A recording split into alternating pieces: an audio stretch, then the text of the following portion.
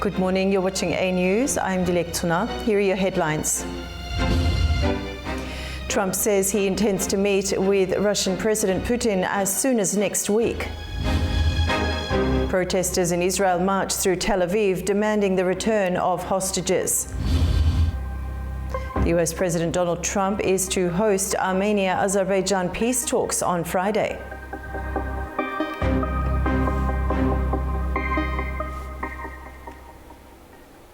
US President Donald Trump said on Wednesday that he could personally meet Russian President Vladimir Putin very soon. Trump's announcement follows what he called great progress made during his speech, his special envoy Steve Witkoff's talks with the Russian leader earlier yesterday. It will be the first US-Russia leadership summit since former President Joe Biden met with his counterpart in Geneva in June 2021.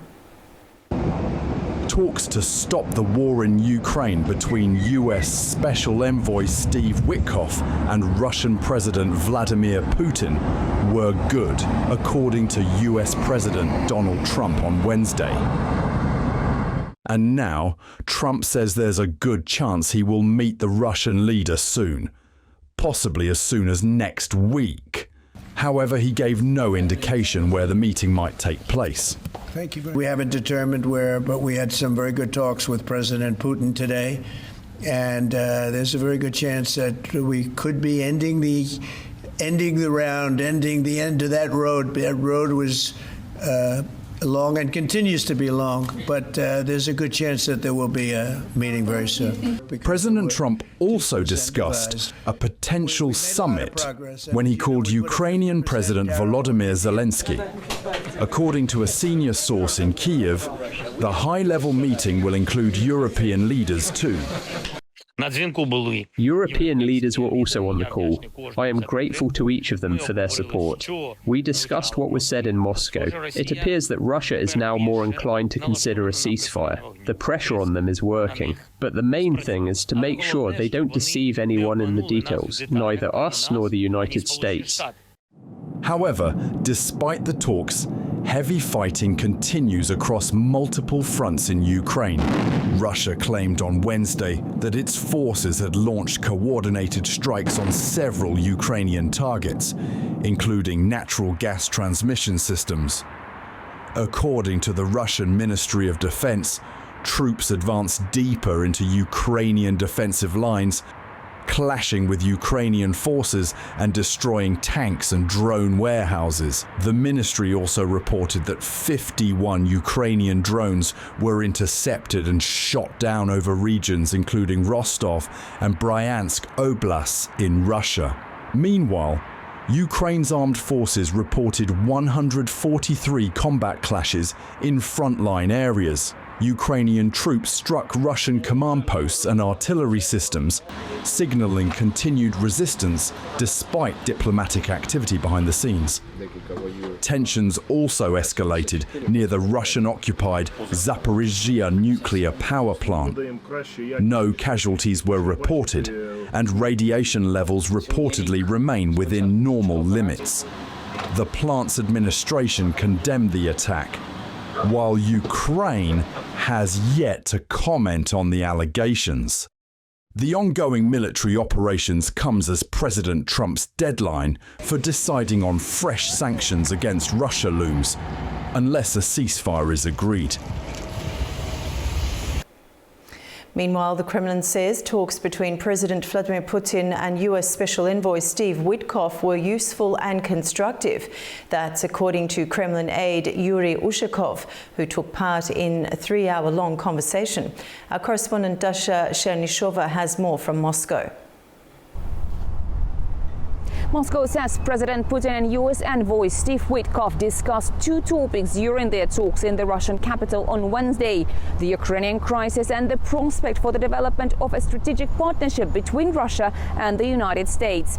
The meeting lasted for around 3 hours and comes ahead of a Friday deadline set by US President Donald Trump, calling for progress to be made towards peace in Ukraine or face further sanctions. Ushakov added that Putin conveyed some signals to the United States on the Ukrainian issue. Corresponding signals were also received from President Trump. The Kremlin said it will release more information on what was discussed after Witkoff reports back to the US president. Another participant of the talks, Kirill Dmitriev, who heads Russian Direct Investment Fund, said on social media that dialogue will prevail after the negotiations concluded. The general consensus among Russian analysts is that in the face-to-face talks in Moscow, the sides discussed an air truce with Ukraine, an issue that was floated last week by Belarusian President Alexander Lukashenko. Moscow earlier said it was open to talks with Ukraine and warned against escalating tensions. Dasha Cherneshova in Moscow for A News. Iran's Foreign Minister Abbas Araghchi said that an upcoming visit from a top official at the International Atomic Energy Agency is not about inspections or checking Iran's nuclear facilities.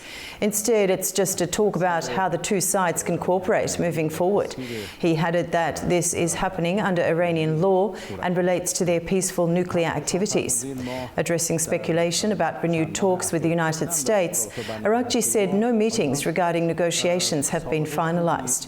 He said that messages from Washington continue to reach Tehran, but stressed that any future negotiations would depend on Iran's interests. Dozens of hostage families marched through Tel Aviv demanding a deal to bring their loved ones home. Pressure grows amid Israeli Prime Minister Benjamin Netanyahu's plan to seize Gaza.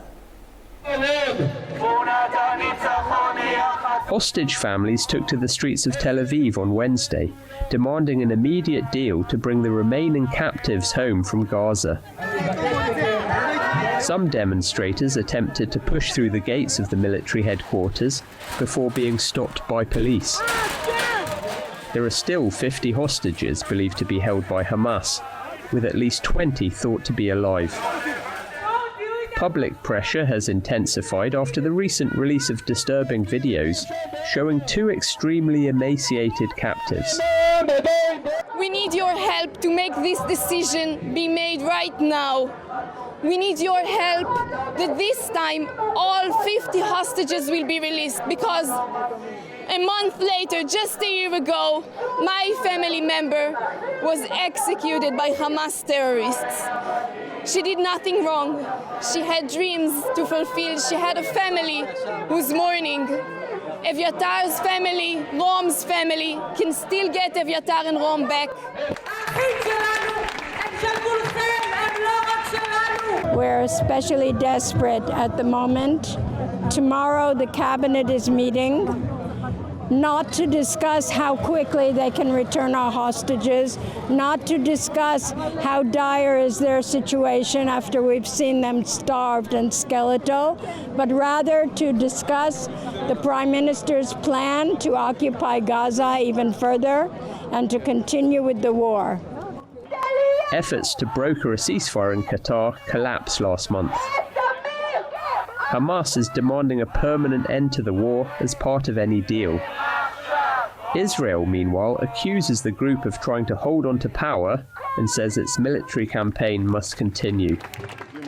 After meeting Prime Minister Benjamin Netanyahu on Wednesday, opposition leader Yair Lapid said he had urged Netanyahu to reconsider, warning that public support for the war was fading and that a full military takeover would be a serious mistake. Previously, we spoke with Tom Gross, political analyst, regarding Netanyahu's recent decision to take over the whole of Gaza. Tom shared his insights regarding the internal situation in Israel and the problematics of this decision. Well, potentially it's very significant. This war's been going for 22 months, almost 2 years. And I think the message is from Netanyahu that it's over for Hamas.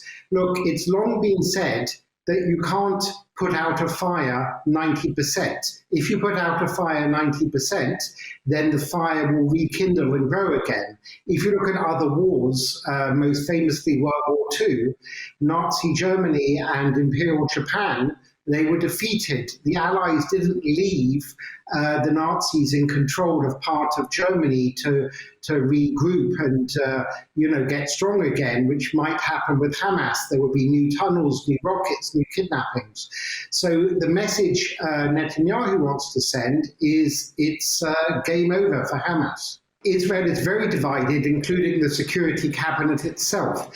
I think the main arguments against a full occupation, first of all, from an Israeli point of view, first of all, Israel is already very stretched militarily in the West Bank. It's unclear yet about the situation with Lebanon and Syria, also with Iran and the Houthis in Yemen. It's easier going in than getting out when you have an occupation.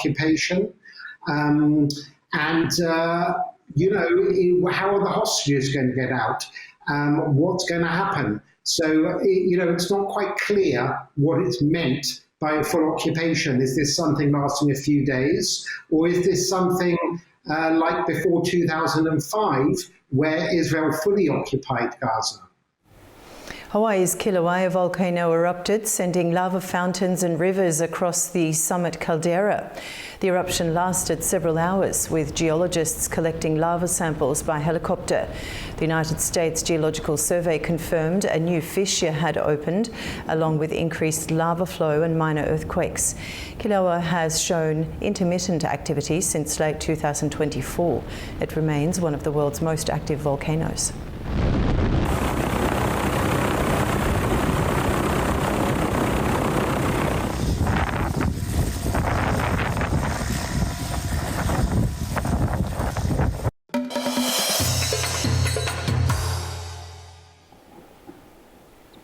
Ali Larijani has returned to his former position as Secretary of Iran's Supreme National Security Council nearly 18 years after his resignation during Mahmoud Ahmadinejad's presidency. Iran's President Masoud Pezeshkian appointed the veteran politician Ali Larijani as Secretary of the influential Supreme National Security Council in a development believed to further the president's moderate foreign policy by the pragmatic conservative figure. Turaj Shiraliliu has more. President Pezeshkian, in his assignment letter, reappointed Larijani, who is a moderate conservative and also a senior advisor to Supreme Leader Ayatollah Sayyid Ali Khamenei, at the helm of the Supreme National Security Council, SNSC, which oversees and shapes Iran's foreign and security policy. Larijani first served as the SNSC Secretary from August 2005 to October 2007 and was Iran's chief negotiator with the European powers during his first term in the Council. The 67-year-old pragmatic politician held the key position of the director of the state-owned Islamic Republic of Iran Broadcasting, IRIB, for 10 years from 1994 to 2004. And also served as the Speaker of Parliament of Iran from 2008 to 2020. However, he was disqualified from running for presidency campaign in 2021 and 2024. His reappointment at the crucial position in the country's national security architecture, following the two-time disqualification for running in presidential election, came days after the SNSC approved setting up the National Defense Council. The Defense Council, which was established under provisions of Article 176 of the Iranian Constitution, will be chaired by the President and was established to integrate armed forces decision-making in the wake of the 12-day U.S.-Israeli airstrikes against Iran in June.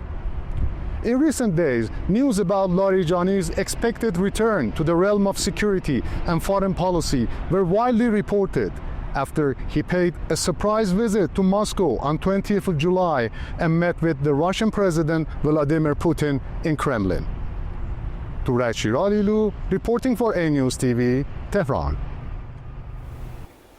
On Friday, US President Donald Trump is scheduled to hold separate meetings with the President of Azerbaijan and the Prime Minister of Armenia, according to his official agenda released for the day. The Armenian Prime Minister's office has confirmed that Nikol Pashinyan will visit the United States on Thursday and Friday.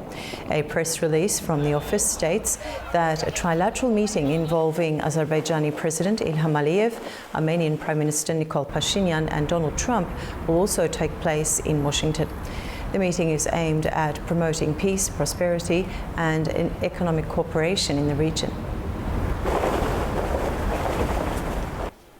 Questions are being raised in Washington about the influence of foreign-backed lobbying groups. At the centre of the debate is the Armenian National Committee of America. While it brands itself as a voice for Armenian Americans, critics say it positions itself and actions closely mirror Russian strategic interests. Some warn ANCA acts as a proxy, blurring the line between lobbying and foreign influence. ANCA has funded trips for US lawmakers, raising influence concerns. Critics say its stance on Karabakh and US peace efforts mirrors Russian interests.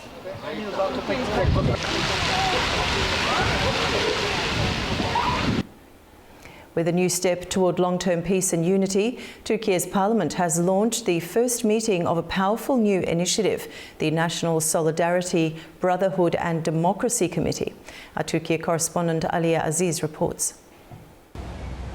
Turkey is taking a landmark step in its internal security and political reconciliation with the formation of a powerful new parliamentary committee under the Terror-Free Turkey initiative. The newly established National Solidarity, Brotherhood and Democracy Committee, chaired by Parliament Speaker Numan Kurtulmuş, held its inaugural session at the Grand National Assembly on Tuesday. Describing it as a historic turning point, Kurtulmuş said the initiative aims to permanently end terrorism in Turkey by strengthening democratic institutions and rebuilding trust across all segments of society. The committee is tasked with drafting legal reforms, proposing political solutions, and promoting national unity, particularly among Turks, Kurds, and other ethnic communities affected by decades of conflict. It marks the first time Parliament has institutionalized such a broad-based political effort under the leadership of the Speaker's office, reflecting a shift away from purely security-based responses to terrorism. The body will operate until the end of 2025 with the ability to extend its mandate and will meet regularly to receive briefings from top security and intelligence officials.